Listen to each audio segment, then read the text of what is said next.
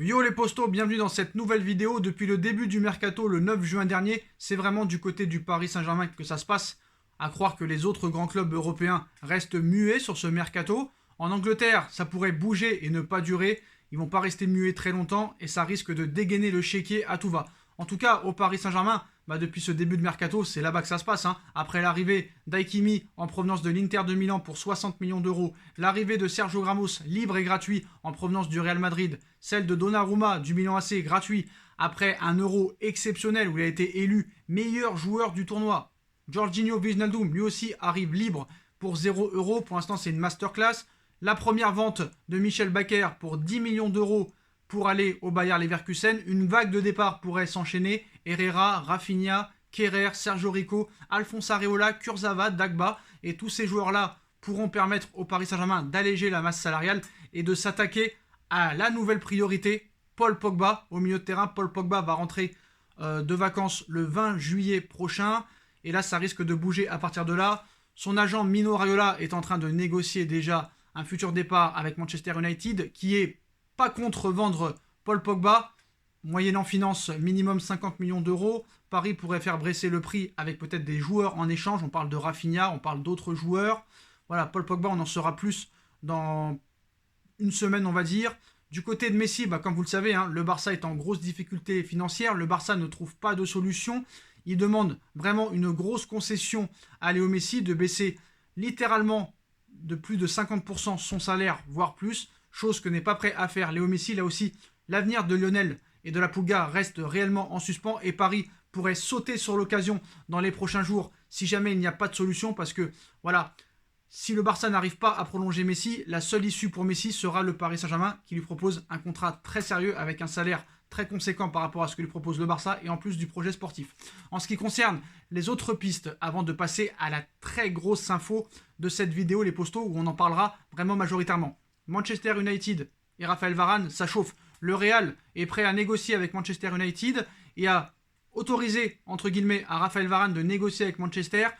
Florentino Pérez demande minimum 50 millions d'euros. Manchester pourrait faire une offre dans les prochains jours de 40 millions d'euros. Varane veut aller à Manchester United. Manchester United veut Varane.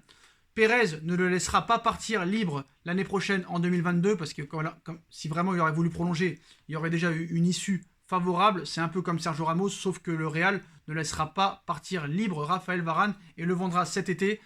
C'est sûr et certain s'il n'y a pas d'accord pour une future prolongation. En ce qui concerne les autres pistes, du côté du Barça, si on veut conserver Lionel Messi, il faudra faire une grosse vente. Et le seul joueur bankable, c'est Antoine Griezmann, qui lui aussi prendra une décision à son retour de vacances le 20 juillet prochain. On a parlé de l'Atlético Madrid, où il pourrait y revenir. Malheureusement pour lui, le Barça n'est pas prêt à le vendre à l'Atlético Madrid. Ils ne veulent pas faire une Suarez numéro 2. Rappelez-vous l'année dernière, Suarez part du Barça à l'Atlético. Un an plus tard, champion d'Espagne et 21 buts au compteur. Le Barça s'en est mordu les doigts. Voilà, il s'en est mordu les doigts. Et Laporta ne fera pas la même erreur. En ce qui concerne les clubs anglais, là, le chéquier risque d'être sorti. Du côté de Chelsea, les postos, on prépare une offre stratosphérique pour attirer Erling Haaland à Stamford Bridge. Chelsea prépare une enveloppe de 175 millions d'euros pour recruter le Norvégien. Le Borussia a été clair, ils veulent conserver leur prodige norvégien. Mais comment vont-ils réagir face à l'offre exceptionnelle que prépare Roman Abramovich, le président de Chelsea? Erling Haaland, 20 ans, enchaînera-t-il une nouvelle saison sous le maillot des jaunes? La question mérite vraiment d'être posée. 1 an et demi après son arrivée chez les Allemands, l'international norvégien, 12 sélections, 7 buts, cartonne au Borussia, auteur de 40 buts et 11 passes décisives en 43 apparitions en Bundesliga. Le Scandinave régale aussi en Ligue des Champions, 20 buts, 3 passes en 16 rencontres. Des performances XXL qui sont bien évidemment suivies avec intention les grands d'Europe et tout particulièrement le Bayern, le Real et aussi surtout Chelsea.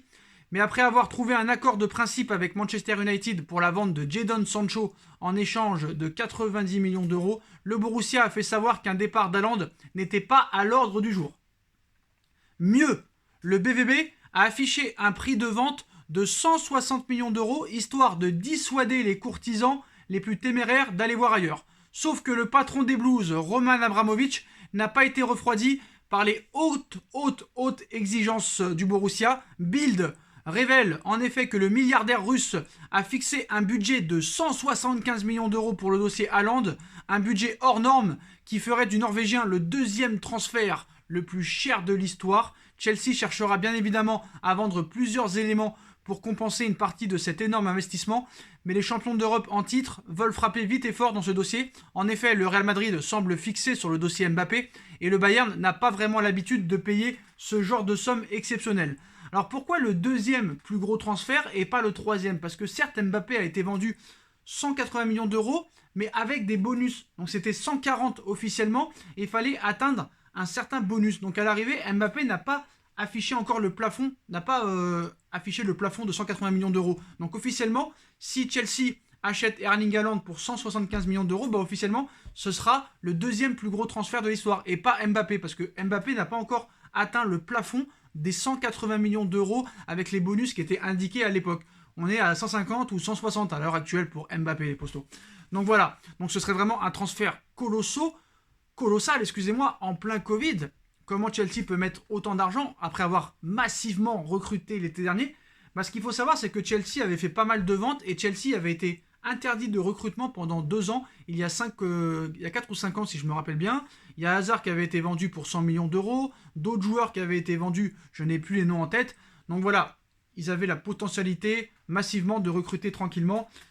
Ils ont fait un très gros mercato. Timo Werner, lui aussi, pourrait être vendu et proposé au Borussia pour peut-être faire baisser le prix. Mais voilà, quand le Borussia fixe Haaland à 160 et que Chelsea vient avec une offre de 175, je crois que le Borussia ne peut pas se permettre réellement de refuser. Surtout que si tu vends Sancho 90 et Haaland 175, ça fait une enveloppe de 265 millions d'euros. Et le Borussia peut vraiment refaire une petite équipe tranquillement. Honnêtement. Et en plus de bons éléments, en plus de ces deux joueurs-là. Donc voilà, le Borussia sait très bien qu'il ne pourra pas garder Haaland toute sa vie. Et en période de Covid, à l'heure actuelle, moi, tu me proposes 175 millions d'euros pour Haaland. Je suis Zorc, le directeur sportif du BVB. Je le laisse partir. 175 millions d'euros. Pour un joueur qui n'a pas prouvé encore au haut niveau en Ligue des Champions. J'ai bien dit en Ligue des Champions, même s'il a des stats assez affolantes. 20 buts en 16 matchs de Ligue des Champions. C'est quand même assez incroyable. À 20 ans, Haaland sera peut-être l'un des futurs ballons d'or dans quelques années. Et ça va être la future star avec Mbappé peut-être. Donc voilà. Après, maintenant, la question qu'il faut se poser, est-ce que Haaland veut aller à Chelsea? C'est ça le problème. Et apparemment, lui, sa préférence serait pour le Real Madrid. Mais le Real Madrid ne peut pas le recruter cet été. Et eux, leur objectif, c'est Kylian Mbappé. Mais après, on peut se poser la question, si Mbappé arrive libre la saison prochaine au Real Madrid, peut-être que le Real aura les moyens d'attirer Erling Haaland. Alors, est-ce que Haaland va accepter d'attendre l'année prochaine pour voir si le Real Madrid revient à la charge, ou va-t-il décider vraiment de quitter le Borussia pour Chelsea? Parce qu'il faut comprendre, et Haaland le sait, et je pense que Mino Raiola, qui est aussi son agent, le sait, si Haaland va à Chelsea, après, il n'est pas prêt d'aller au Real Madrid. Ça, c'est sûr et certain.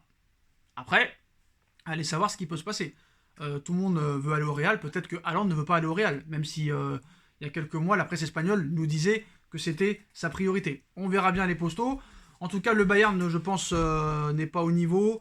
Le Paris Saint-Germain, cet été, a d'autres priorités. On connaît un petit peu l'esprit et la stratégie de Doha. Mais voilà les postos.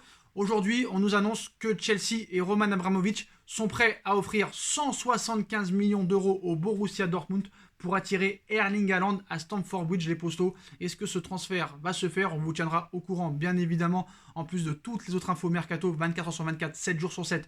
On est là, 24 sur 24. Dites-moi en commentaire ce que vous en pensez, les postos. On like, on partage, on commente, on s'abonne. On active la petite cloche pour être tenu au courant des vidéos qui vont sortir. On me rejoint sur mon autre chaîne YouTube, SB Foot News. Ma cagnotte PayPal est disponible en lien en description si vous voulez faire évoluer la chaîne, le super chat, mon Instagram. Et on se retrouve très très vite pour une nouvelle vidéo, les postos. Tchuss!